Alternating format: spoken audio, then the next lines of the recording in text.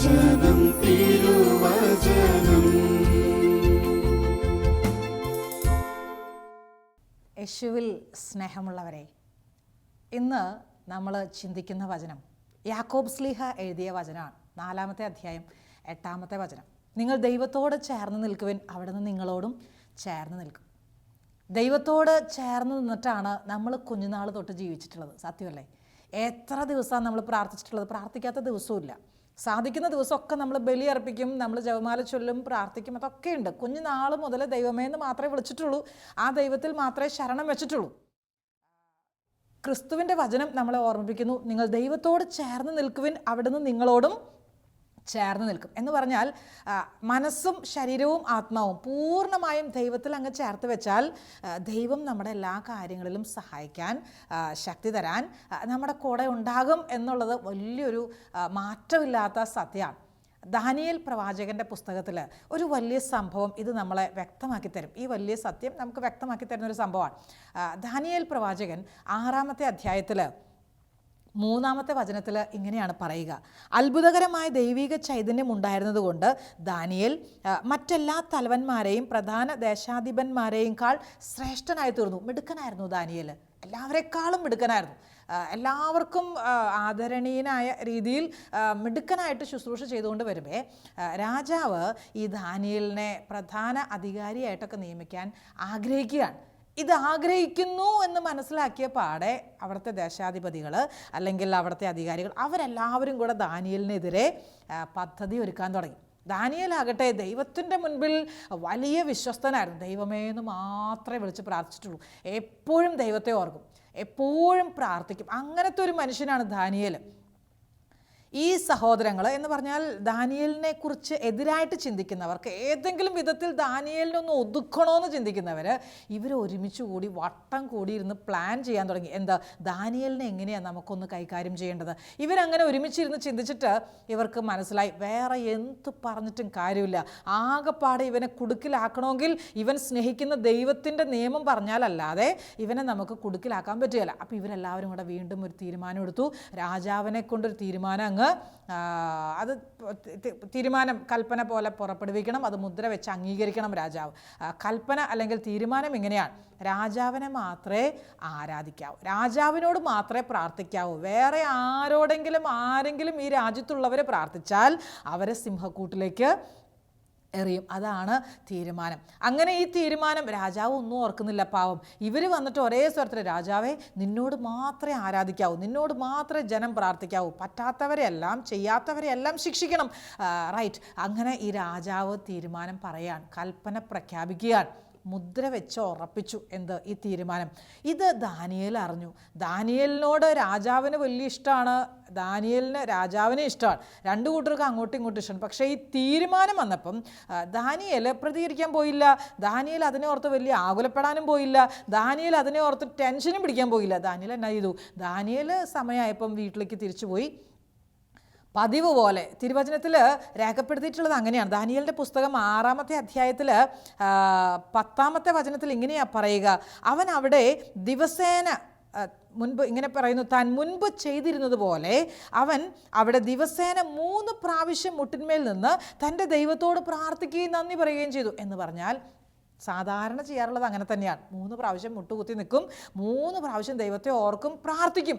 ദിവസത്തിൽ 3 തവണ പ്രാർത്ഥിക്കുന്നു എന്ന് പറഞ്ഞാൽ ബാക്കി സമയങ്ങളൊക്കെ അതിനോട് തന്നെ ബന്ധിതമാണല്ലോ. പ്രാർത്ഥനയുണ്ട് അല്ലാതെ തന്നെയും. ഈ സഹോദരൻ വളരെ പ്രകടമായ വിധത്തിൽ എല്ലാവരും കാണുക തന്നെ മുട്ടുകുത്തി നിന്ന് പ്രാർത്ഥിക്കുകയാണ്. രാജാവ് കൽപ്പന പ്രഖ്യാപിച്ചിട്ടുണ്ട്. ഈ കൽപ്പനയൊന്നും ദാനിയേൽ ഓർക്കണ പോലുമില്ല. ദാനിയേൽ അതിനെ മാനിക്കുന്നില്ല. അത് രാജാവിനോടുള്ള ധിക്കാരമല്ല, രാജാവിനോടൊരു സ്നേഹക്കുറവുമില്ല, ബഹുമാനക്കുറവുമില്ല. പക്ഷേ രാജാവ് പറഞ്ഞ തീരുമാനത്തെ ഉൾക്കൊള്ളാൻ ദാനിയേലിന് വിഷമമുണ്ട്. എന്തും വരട്ടെ എന്ന് ഓർത്തിട്ട് തന്നെയാണ്. ദാനിയേലിന് നല്ല ധൈര്യമൊക്കെ ഉണ്ട്. ദൈവത്തോട് ചേർന്ന് നിൽക്കാൻ ധൈര്യം വേണം കേട്ടോ.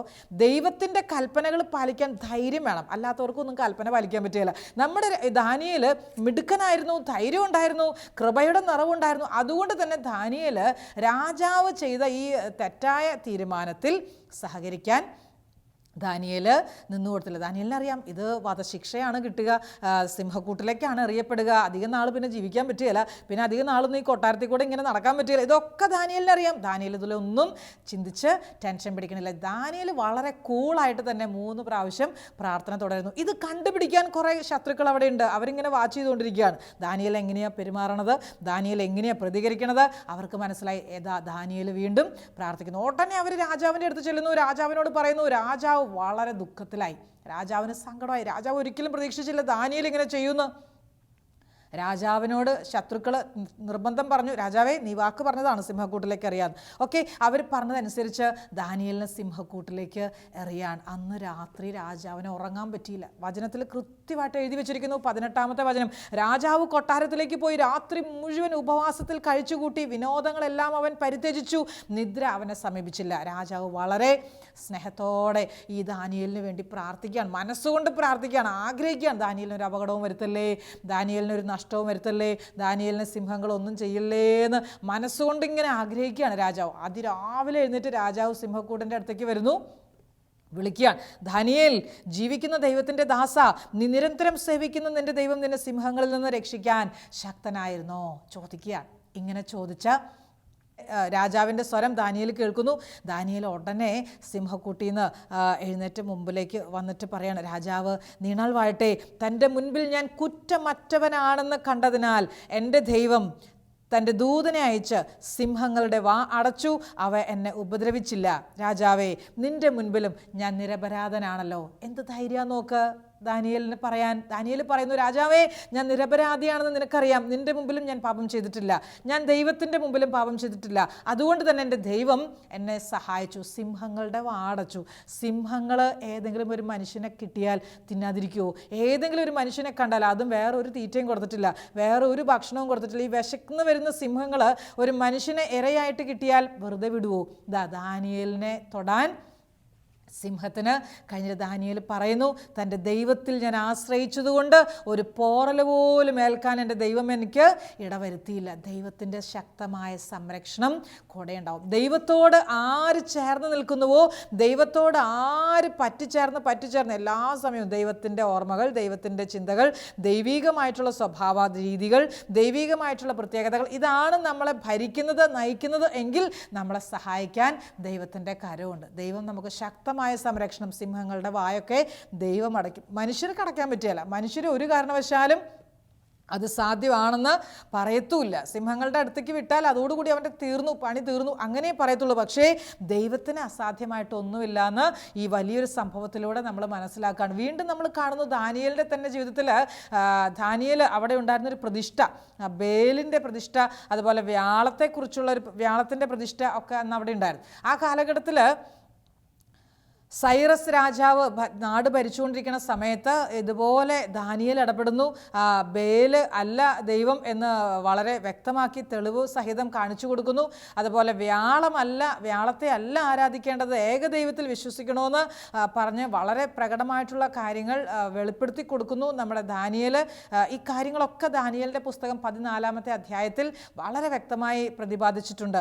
ഇങ്ങനെയുള്ള ഈ ബേലിനെയും വ്യാളത്തെയൊക്കെ ദാനിയേൽ നശിപ്പിച്ചപ്പോൾ ശത്രുക്കൾ വീണ്ടും വന്നിട്ട് രാജാവിനോട് പറയണം, രാജാവേ, ഞങ്ങൾക്ക് ദാനിയേലിനെ ഇപ്പം തന്നെ വിട്ടുതരണം. ഇനി ഇങ്ങനെ ദാനിയേലിനെ മുന്നോട്ട് പോകാൻ സമ്മതിക്കുകയല്ല, ദാനിയേലിനെ ഒരിക്കലും മുന്നോട്ട് പോകാൻ സമ്മതിക്കുകയല്ല. എൻ്റെ പ്രിയമുള്ള സഹോദരങ്ങളെ ഓർക്കണം, ദാനിയേൽ വളരെ ചെറുപ്പനാൾ മുതൽ പ്രതികൂല സാഹചര്യങ്ങളെ അതിജീവിച്ചിട്ടുണ്ട്. പ്രശ്നങ്ങൾ മാത്രം, കാരണം എത്ര നന്മ ചെയ്താലും പിന്നെയും പ്രശ്നം, എത്ര നല്ല കാര്യം ചെയ്താലും പിന്നെയും പ്രശ്നം.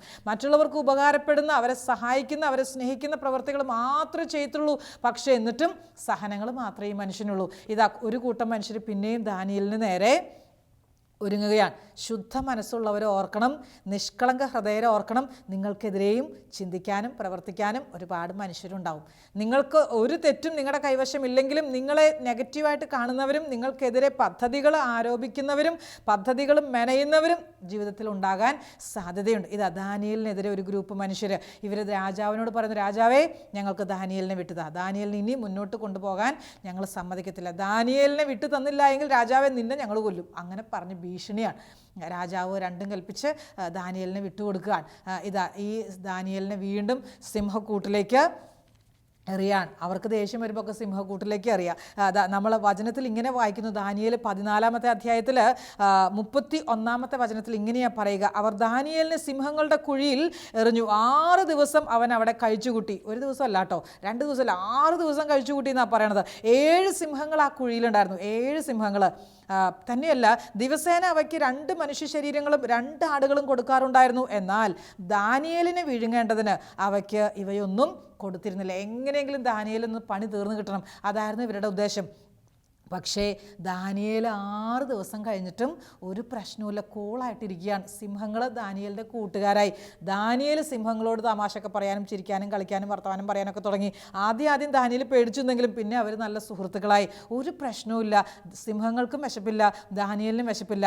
6 ദിവസം കഴിഞ്ഞപ്പോൾ കർത്താവ് ദാനിയേലിനെ ഓർത്തു, നമ്മുടെ ദാനിയേൽ അവിടെ സിംഹക്കൂട്ടിൽ കിടപ്പുണ്ടല്ലോ, ദാനിയേലിന് എന്തെങ്കിലും വിശപ്പും ദാഹമൊക്കെ ഉണ്ടാവുമോ, ദാനിയേലിന് എന്തെങ്കിലും കഴിക്കാൻ കൊടുക്കണമല്ലോ. ഉടനെ ഹബക്കൂക്ക് പ്രവാചകൻ വയലിലേക്ക് ഭക്ഷണമായിട്ട് പോവാൻ, കൊയ്ത്തുകാർക്ക് ഭക്ഷണം കൊടുക്കാൻ. ദാനിയേൽ പ്രവാചകന് ഭക്ഷണം കൊടുക്കാൻ ഹബക്കൂക്കിനോട് പറയുന്നു. ഹബക്കൂക്ക് ഉടനെ പറഞ്ഞു, എനിക്കറിയത്തില്ല, ആരാ, എവിടെയാ, എന്താ സ്ഥലം.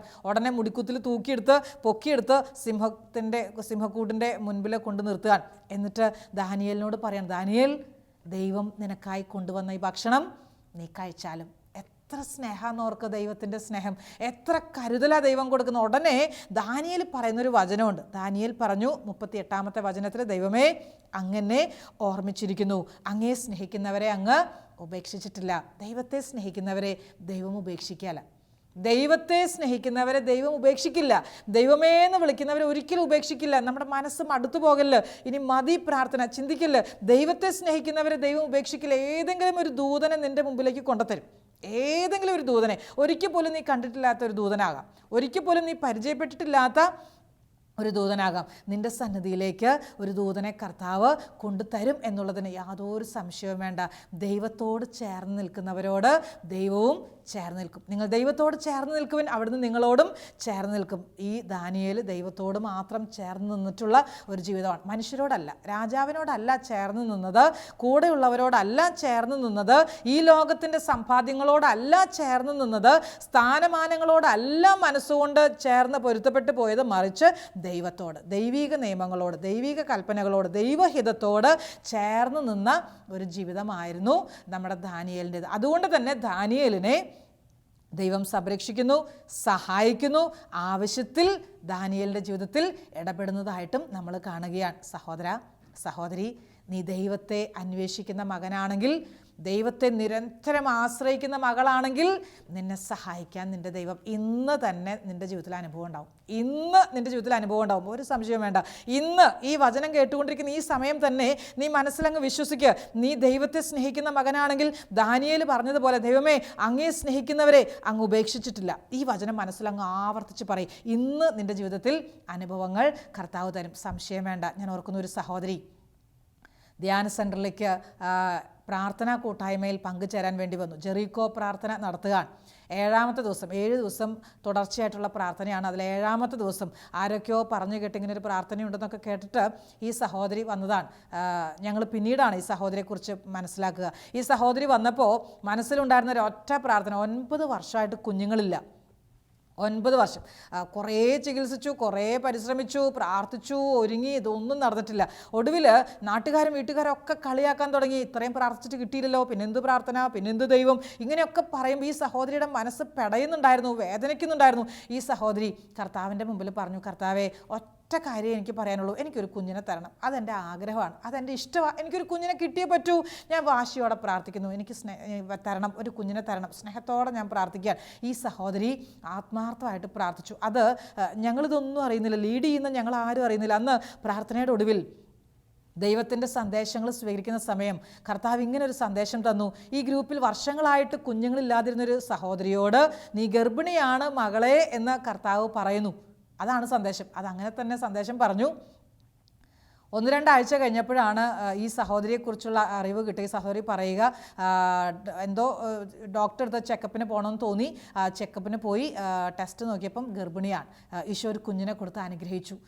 നിരന്തരം 9 വർഷത്തോളം പ്രാർത്ഥിച്ചിട്ട് കിട്ടാത്ത ഈ ലോകത്തിൻ്റെ ആവശ്യങ്ങൾ നടന്നു കിട്ടി. അതിലുപരി ഞാൻ പറഞ്ഞു തരും നിങ്ങൾക്ക് ദൈവത്തിൻ്റെ ഒരു സാന്നിധ്യം, ദൈവത്തിൻ്റെ ഒരു ഇടപെടൽ, ദൈവം കൂടെയുണ്ട് എന്നൊരു ബോധ്യം മനസ്സിലാക്കി തരാൻ, അനുഭവങ്ങളിലൂടെ ബോധ്യത്തെ ഉറപ്പിക്കാൻ ദൈവം ഇടപെടുന്ന സമയം ദൈവത്തോട് ചേർന്ന് നിൽക്കുക. അവിടുന്ന് നിങ്ങളോടും ചേർന്ന് നിൽക്കും. ദൈവത്തോട് ചേർന്ന് നിൽക്കുക. മനുഷ്യരോടല്ല, അധികാരികളോടല്ല, സ്ഥാനമാനങ്ങളോടല്ല, സമ്പത്തിനോടല്ല, മറിച്ച് നീ ദൈവത്തോട് ചേർന്ന് നിൽക്കുമ്പോൾ നിന്നോട് നിൻ്റെ ദൈവവും ചേർന്ന് നിൽക്കുന്ന അനുഭവങ്ങൾ ധാരാളം ഉണ്ടാവും. ഒരുപാട് തലങ്ങളിൽ ദൈവത്തിൻ്റെ ഇടപെടലുകൾ നിൻ്റെ ജീവിതത്തിൽ ഉണ്ടാകാൻ കർത്താവ് ഇടവരുത്തുക തന്നെ ചെയ്യും. നമുക്ക് പ്രാർത്ഥിക്കണം. ദൈവമേ, എൻ്റെ ജീവിതത്തിൽ എപ്പോഴും അങ്ങയോട് ചേർന്ന് നിൽക്കാൻ എന്നെ സഹായിക്കണേ. വിശുദ്ധ ആത്മാക്കളൊക്കെ അങ്ങനെയായിരുന്നു. അവരെപ്പോഴും ദൈവത്തോട് ചേർന്ന് നിൽക്കുമായിരുന്നു. എപ്പോഴും ഏത് സഹനത്തിലൂടെ പോയാലും ഏത് ഞെരുക്കത്തിലൂടെ പോയാലും അവർ ദൈവത്തോട് ചേർന്ന് നിൽക്കും. അവർ മനുഷ്യരോടല്ല. സഹനങ്ങൾ സംഭവിക്കുമ്പോൾ, വേദനകൾ ഉണ്ടാകുമ്പോൾ അത് സമ്മാനിക്കുന്നവരിലേക്കല്ല, മറിച്ച് അവർ ദൈവത്തോട് ചേർന്ന് നിൽക്കും. നമുക്കറിയാലോ, ആദ്യത്തെ രക്തസാക്ഷിയായിട്ടുള്ള സ്റ്റീഫൻ ദൈവത്തോട് ചേർന്ന് നിന്നു. കല്ല് വന്ന് പതിക്കുകയാണ് ശരീരത്തിൽ. കല്ല് വന്ന് വീഴുമ്പോഴും സ്വർഗത്തിലേക്ക് നോക്കുകയാണ്, ഉന്നതങ്ങളിലേക്ക് നോക്കുകയാണ്. എന്നിട്ടോ ദൈവത്തിൻ്റെ മഹത്വം കാണുകയാണ്. ദൈവത്തിലേക്ക് ആ ഒരൊറ്റ കാരണത്താൽ തന്നെ സ്റ്റീഫൻ, ആദ്യത്തെ രക്തസാക്ഷി, സ്വർഗത്തിലെ സീറ്റ് കരസ്ഥമാക്കുകയാണ്. ദൈവത്തോട് ചേർന്ന് നിൽക്കുകയാണ്. വേദനയുടെ നടുവിലും ദൈവത്തോട് ചേർന്ന് നിൽക്കുകയാണ്. രക്തസ്രാവക്കാരി സ്ത്രീയുടെ കാര്യം ഓർക്കുന്നില്ലേ? 12 വർഷമാണ് അവൾ സഹിച്ചത്. 12 വർഷം ആരുമില്ലായിരുന്നു സഹായിക്കാൻ. ഒത്തിരി ചികിത്സിച്ചു, ഒത്തിരി പൈസ ചിലവാക്കി, ഒത്തിരി ഡോക്ടേഴ്സിനെ കണ്ടു. ഇനി ഡോക്ടേഴ്സൊന്നുമില്ല. ഇനി എവിടെയാണ് കാണാനുള്ളത്? ഇനി ആരുടെ അടുത്താണ് പോകാനുള്ളത്? അവൾക്ക് ആരുമില്ല സഹായിക്കാൻ. അവൾ ഒറ്റപ്പെട്ട്. രക്തസ്രാവമൊക്കെ വരുമ്പം സ്ത്രീകൾ ഒരു കാരണവശാലും മറ്റുള്ളവരുമായിട്ട് ഇടപെടാൻ അവർക്ക് അനുവാദമില്ല, ആരോടും സംസാരിക്കാൻ അനുവാദമില്ല. ഒറ്റപ്പെട്ട് കഴിയണം. 12 വർഷം ഒറ്റപ്പെട്ട് കഴിയുമ്പോൾ മനസ്സുകൊണ്ട് എത്ര വേദന ഉണ്ടായിട്ടുണ്ടാവും, എത്ര സഹിച്ചിട്ടുണ്ടാവും. ഈ സഹോദരി ഈശോയുടെ അടുത്തേക്ക് വരാൻ അവൾക്ക് മടിയില്ല, അവൾക്ക് ധൈര്യം ഉണ്ടായിരുന്നു. ഈശോ വരുന്നുണ്ടെന്ന് പറഞ്ഞിട്ട് ആരും അറിയാണ്ട് പോയി അവളിങ്ങനെ ഒതുങ്ങിക്കൂടുകയാണ്. ആ കൃപയുടെ നിറവിൽ തന്നെ ആ വസ്ത്രത്തിൻ്റെ അറ്റത്ത് തൊടുന്നു, സൗഖ്യം കിട്ടുന്നു. അവൾ വീണ്ടും പരസ്യമായിട്ട് മുന്നോട്ട് വരാതെ അവൾ രഹസ്യമായിട്ട് മാറി നിൽക്കാൻ തുടങ്ങിയപ്പോൾ കർത്താവ് അവളെ വിളിച്ച് അവളെ ഉയർത്തുകയാണ്. അവളെ മറ്റുള്ളവരുടെ മുമ്പിൽ ഉയർത്തിപ്പിടിക്കുകയാണ്. രഹസ്യത്തിൽ കൃപയുടെ നിറവിൽ തന്നെ ജീവിക്കാം എന്ന് കരുതിയവളെ കർത്താവ് ഉയർത്തുകയാണ്. 2000 വർഷം കഴിഞ്ഞിട്ടും നമ്മൾ പറയണില്ലേ അവളുടെ കാര്യം? അവളെ ഇപ്പോഴും നമ്മൾ മറന്നിട്ടില്ലല്ലോ. അവൾ ആരുടെ മുമ്പിൽ പ്രത്യക്ഷപ്പെടാൻ ആഗ്രഹിച്ചിട്ടില്ല. കുറേയധികം വിശുദ്ധാത്മാക്കൾ ഇങ്ങനെയായിരുന്നു. മറ്റുള്ളവരുടെ മുമ്പിലൊന്നും ഒരു പ്രത്യക്ഷപ്പെടലും ഇല്ല. അവർ വളരെ രഹസ്യത്തിൽ തന്നെയാണ്. അവർ വളരെ ആരും അറിയാതെ രഹസ്യാത്മകമായിട്ടുള്ള ജീവിതം നയിക്കാൻ ആഗ്രഹിക്കുന്നു. പക്ഷേ ഈശോ അവരെ കൈപിടിച്ചുയർത്തുകയാണ്. അവരെ ഈശോ മഹത്വത്തിലേക്ക് ഉയർത്തുകയാണ്. മറ്റുള്ളവരുടെ മുമ്പിൽ ദൈവമഹത്വത്തിന് കാരണമാകുന്ന രീതിയിൽ അവരെ ഉയർത്തിപ്പിടിക്കുകയാണ് ഈശോ. ദൈവത്തോട് ചേർന്ന് നിൽക്കുന്നവരെ ദൈവം ഉയർത്തും, ദൈവം മഹത്വപ്പെടുത്തും. ദൈവത്തിൻ്റെ ഇടപെടലുകൾ അവരുടെ ജീവിതത്തിലുണ്ടാവും. അങ്ങനെയുള്ളവരുടെ ജീവിതത്തിൽ ഒരിക്കലും മറ്റുള്ളവരെക്കുറിച്ച് അവർ നെഗറ്റീവ്സ് പറയില്ല, മറ്റുള്ളവരുടെ കുറവുകൾ പറയില്ല, ജീവിത പങ്കാളിയുടെ കുറവുകൾ പറയില്ല, ജീവിത പങ്കാളിയുടെ വേദനിപ്പിക്കുന്ന അനുഭവങ്ങൾ അവരൊരിക്കൽ പോലും ആരോടും പറയത്തില്ല. കുടുംബാംഗങ്ങളിൽ നിന്നുണ്ടാകുന്ന തിക്തമായ അനുഭവങ്ങൾ അവരാരോടും പറയില്ല. എല്ലാം മനസ്സിൽ അവരൊതുക്കും എല്ലാം. എന്നിട്ടോ അതിനൊക്കെ പ്രതി അവർ ദൈവത്തിന് നന്ദി പറഞ്ഞ് ദൈവത്തോടുള്ള ബന്ധത്തിൽ ദൈവത്തോട് ചേർന്ന് നിൽക്കാൻ. ഞാൻ ഓർക്കുന്ന ഒരു സഹോദരൻ വിവാഹിതനാണ്. 2 മക്കളുണ്ട്, 2 ചെറിയ ആൺകുട്ടികൾ, 4, 5 പഠിക്കുന്ന 2 ആൺകുട്ടികൾ. ഈ സഹോദരൻ്റെ ഭാര്യ വീണ്ടും ഗർഭിണിയായി. ഈ സഹോദരി അല്പം മടിയുള്ള ആളാണ്. അത് ഞങ്ങൾക്ക് എല്ലാവർക്കും അറിയാവുന്ന കാര്യമാണ്. മടിയുണ്ട്, പ്രാർത്ഥിക്കാനൊന്നും വലിയ ഇഷ്ടമൊന്നുമില്ല. പള്ളിയിൽ വല്ലപ്പോഴൊക്കെ അവൾ പോവുകയുള്ളൂ. എന്തെങ്കിലുമൊക്കെ കാരണം പറയും, ക്ഷീണമാണെന്ന്, തളർച്ചയാണെന്ന്, തലവേദനയാണെന്നൊക്കെ പറയും. പക്ഷേ ഈ സഹോദരൻ അങ്ങനെയല്ല. അവൻ ഒത്തിരി പ്രാർത്ഥിക്കുന്ന മോനാണ്. അവൻ 5 പൈസ നഷ്ടപ്പെടുത്തുകയല്ല, കിട്ടുന്ന പൈസയൊക്കെ കുടുംബത്തിന് വേണ്ടി മാത്രം.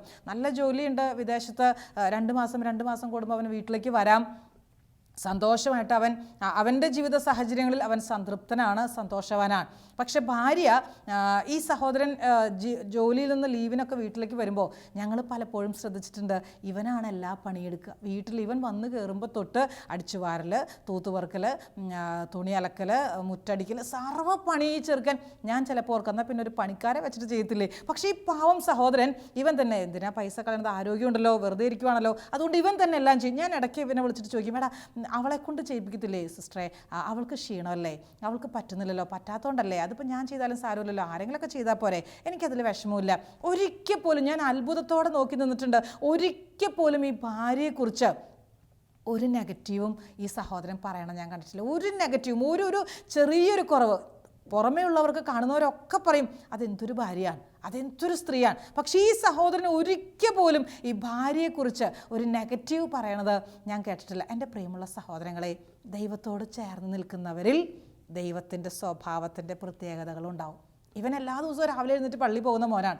എല്ലാ ദിവസവും എഴുന്നേറ്റ്, ഭാര്യ വരികയില്ല, മക്കൾ ചിലപ്പോൾ ഇവൻ്റെ കൂടെ എഴുന്നേറ്റ് വരും, കുഞ്ഞുങ്ങളല്ലേ, പക്ഷേ ഇവൻ എഴുന്നേറ്റ് കുർബാനയ്ക്ക് പോകും. എല്ലാ ദിവസവും നാട്ടിലുള്ള സമയങ്ങളിലൊക്കെ കുർബാനയ്ക്ക് എഴുന്നേറ്റ് പോകും, ബലി അർപ്പിച്ചു വരും. സമയം കിട്ടുമ്പോഴൊക്കെ ദേവാലയത്തിൽ ചെന്ന് പ്രാർത്ഥനയിൽ കഴിയും. എൻ്റെ പ്രിയമുള്ള സഹോദരങ്ങളെ, ദൈവത്തോട് ചേർന്ന് നിൽക്കുന്നവരിൽ ദൈവത്തിൻ്റെ സ്വഭാവത്തിൻ്റെ പ്രത്യേകതകളുണ്ടാവും. അവർക്ക് എപ്പോഴും സംതൃപ്തിയാണ്, അവരെപ്പോഴും സമാധാനം അനുഭവിക്കുന്നവരാണ്. അവർക്ക് ടെൻഷനില്ല എന്ന് ചുരുക്കം. പ്രശ്നങ്ങളൊക്കെ ഉണ്ടാവും, പക്ഷേ അവരുടെ മനസ്സെപ്പോഴും ഫ്രീ ആണ്. അവരുടെ മനസ്സിൽ ആകുലതകൾ ഉണ്ടാകുകയല്ല. അവരുടെ മനസ്സിൽ ഇനി എന്നാ വരാൻ പോണത്, മരിച്ചു പോവോ, ജനിക്കുമോ, അല്ലെങ്കിൽ കടം വീടാൻ പറ്റുമോ, അല്ലെങ്കിൽ ജോലി കിട്ടുമോ, ഇങ്ങനെയുള്ള ലോകത്തിൻ്റെ കാര്യങ്ങളിൽ അവർ അസ്വസ്ഥരല്ല. അവരുടെ മനസ്സെപ്പോഴും ശാന്തമാണ്. അങ്ങനെയുള്ളവർക്ക് തീർച്ചയായും ദൈവത്തിൻ്റെ സാന്നിധ്യം എപ്പോഴും അനുഭവിക്കാം. കൂടെ എപ്പോഴും കർത്താവ് നടക്കുന്നതും കർത്താവ് എന്ന കാര്യങ്ങളിൽ ഇടപെടുന്നതും ഒക്കെ അനുഭവിക്കാൻ പറ്റും. മനസ്സെപ്പോഴും ഫ്രീ ആണ്.